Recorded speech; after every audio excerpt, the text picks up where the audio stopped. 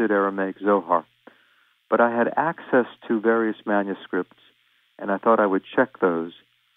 And it turned out, after just a few weeks of work, I realized that the manuscripts preserved a better reading.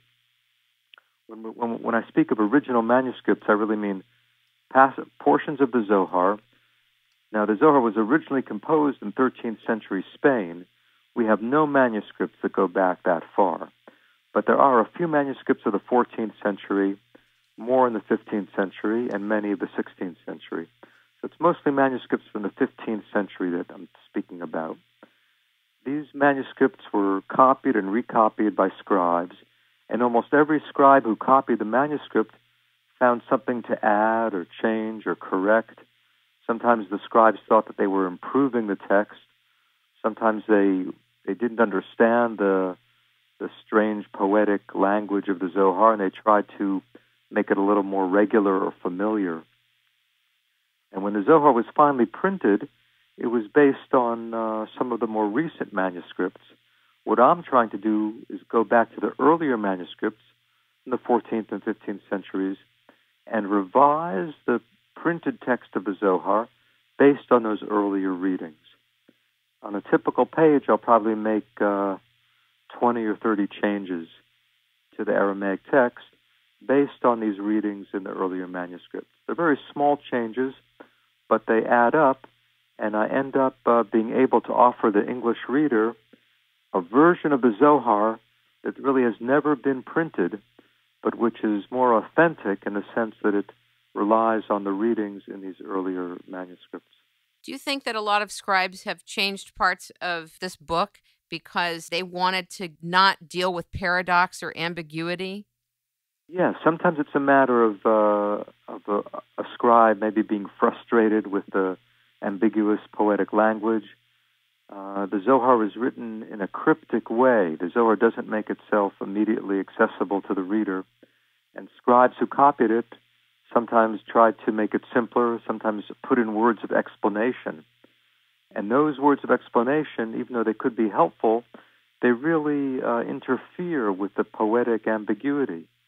So I'm really trying to recover that original ambiguity in the text. But I accompany my translation with a very extensive commentary, and in that commentary I try to explain the symbolism, the sources that the Zohar is drawing on.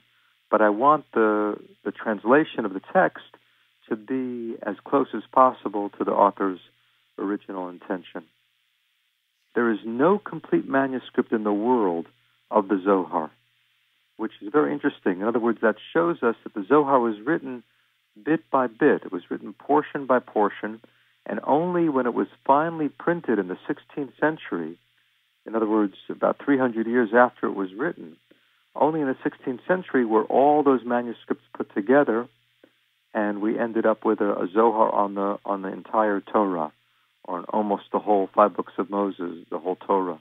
Originally, the manuscripts are Zohar on Genesis, and maybe a different manuscript, Zohar on Exodus, a different one, Zohar on Leviticus. It was written portion by portion, circulated in those small pieces or fragments, and that's important to realize. Your assistant lives in Australia, who is Israeli and who has been with you on this huge undertaking. Yeah, actually, I originally had a graduate student of mine, a wonderful fellow named Barry Mark, who did the manuscript research for the first several years. And then beginning, I guess it was in 2002, an Israeli woman named Meirav Carmeli took over that task, and she's been working with me on this for the last 8 or 9 years.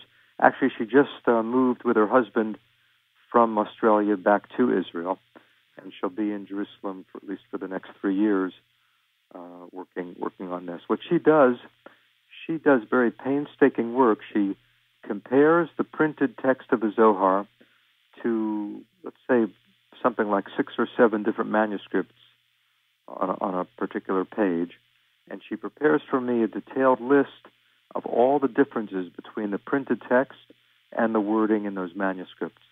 And then I go over the lists that she's prepared, and I select which readings seem to me more original, there's certainly a subjective element that comes into that, but I've learned to trust certain manuscripts, and I've learned to see what things were added in over the centuries.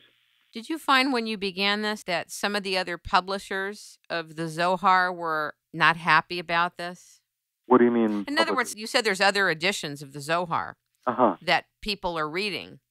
This is a totally different type of undertaking. Yeah, I mean, it's not totally different. What makes it unique is, first of all, that it's based on the manuscript, so I can really recover, a more original text. We can get back closer to the mind of the author or the authors of the Zohar. And then the commentary is extensive, and I try in the commentary to include traditional views and the insights of modern scholarship. One question, maybe this is part of what you are aiming at, one question that comes up is, when was the Zohar written? Because the man who probably composed much of the Zohar was a Kabbalist who lived in Spain in the 13th century, a man named Moses de Leon, from Leon in northwestern Spain. And he never admitted that he wrote the Zohar. He claimed he was copying it from an ancient text that went back another 1,000 years. Here he is writing in the 13th century, but claiming that he's copying something that was written back in the 2nd century, 1,100 years earlier. And traditional Kabbalists accept that claim, and they insist that the Zohar really does go back to the 2nd century. What do you think? I think that it was basically composed in the 13th century, but Moses de Leon and colleagues of his, it certainly was written by more than one person, and they may have drawn on earlier texts. They certainly drew on earlier traditions. They may have had earlier writings that were incorporated into the Zohar, but it was at least edited, and I think to a large extent composed in Spain. I think that's very interesting, too. I don't think when people think of Kabbalah that they think that its roots are in Spain. Didn't in the end of the 12th century, the Kabbalah was also coming out of Provence? Yes, in a sense you could say Kabbalah, the first texts of Kabbalah are edited or studied in Provence, but there too it's hard to say that those are the first texts. There's an earlier tradition of Jewish mysticism that goes back to rabbinic times, and some of the people living in the land of Israel in the first few centuries of the Common Era were certainly involved in spiritual and mystical pursuit. And then the roots of those traditions certainly go back to the Bible itself. You have many lines in the Bible, for example, in Psalms, with you is the source of light. In your light we see light. So certainly spiritual experience and direct experience of God is right there at the beginning of Jewish tradition in the Bible itself. It's a very gradual process in which those ideas and those experiences are fleshed out and developed into what we call Jewish mysticism or Kabbalah. So the Zohar is, you could say, the culmination of hundreds of years of Jewish mysticism.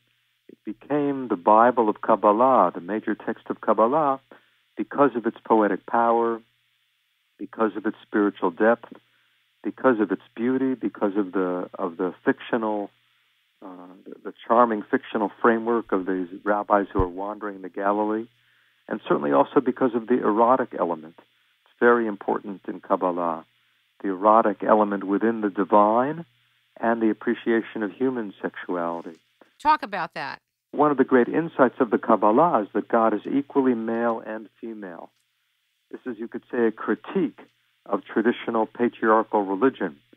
We all know that the Bible itself basically depicts God as a male figure, the king, the judge, the warrior.